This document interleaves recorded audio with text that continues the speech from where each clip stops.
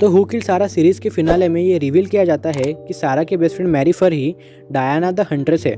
लेकिन क्या आपको सच में लगता है कि नेटफ्लिक्स वाले इतनी बड़ी बात यूं ही स्पॉइल कर देंगे? Of course not. तो मैं लाया हूँ आपके लिए एक नई थ्योरी जिससे आपका डायना द हंट्रेस के प्रति परसेप्शन ही बदल जाएगा।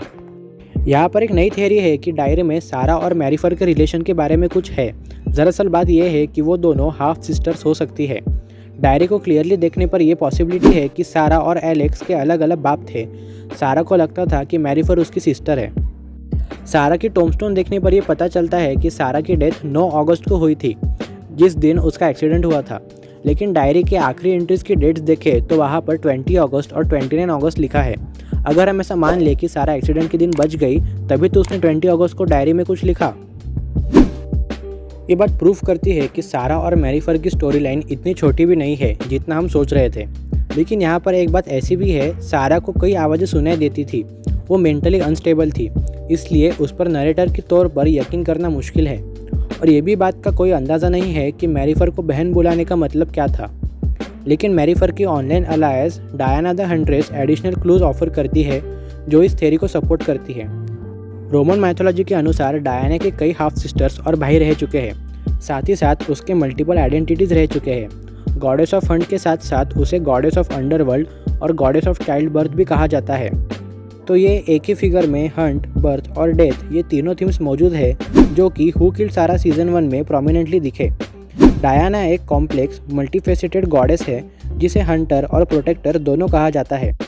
सारा की तरह ही वो कैरेक्टर मेनी फेसेस और डिफरेंट साइड्स टू और पर्सनैलिटी वाली कैरेक्टर है। तो शो के मिस्ट्री कैरेक्टर को डायना का नाम देना ये एक क्लू ऑफर करता है कि ये ऑनलाइन स्यूडोनिम शायद से एक से ज़्यादा लोगों के साथ लिंक हो या फिर मोर देन वन पर्सनैलिटी। ये बात लिंक्ड है सारा के डायरी में अपीयर होने वाले मेनी वॉइसेस को।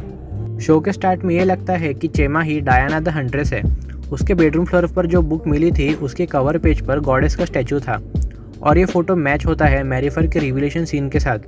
तो ये कनेक्शन को हम इग्नोर नहीं कर सकते कि चेमा मैरीफर के साथ काम कर रहा हो, स्पेशली तब से जब से हमें पता चला है कि चेमा के पास वो एक्सीडेंट वाले दिन के टेप्स थे। अगर ये थ्योरी कि मैरीफर सारा की हाफ सिस्टर है सच है, तो शायद उनके बैक स्टोरी में ऐसी कई चीज़ें होंगी जो एक्सप्लेन करती हो कि कैसे सारा ने इन्फॉर्मेशन मैरीफर को शेयर करी थी उसके एक्सीडेंट और रियल डेथ के बीच में। हमें पता है कि सारा मैरीफर पर भरोसा करती है जब उसने फ्लोर सैंचेज की टेप उसे दी थी। और एक पॉसिबिलिटी ऐसी है कि सारा अभी भी जिंदा है और वो मैरीफर के साथ मिलकर डायना द हंट्रेस बन के काम कर रही हो। तो यही सिनेरियो हमें एक्सप्लेन करता है कि मैरीफर, जो कि डायना द हंट्रेस की जगह दिखाई गई है, उसे सारा की डेथ के बारे में इतना सब कैसे पता। होपफुली हमें इसका जवाब सीज़न 2 में मिले। खैर, ये तो मेरे विचार है, आपको क्या लगता है कमेंट में ज़रूर बताएं। अगर आप अभी भी वीडियो में बने हुए हैं तो मैं ऐसे एक्सपेक्ट करता हूँ कि आपको वीडियो अच्छी लगी होंगी। एक गुंजाइश है, वीडियो को लाइक कर देना, अपने दोस्तों को शेयर कर देना और पहली बार चैनल पे आए हो तो सब्सक्राइब बटन ग्रे बना देना। क्यों? क्योंकि फ्री है।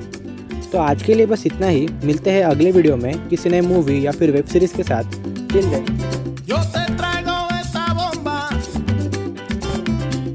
bomba puertorriqueña.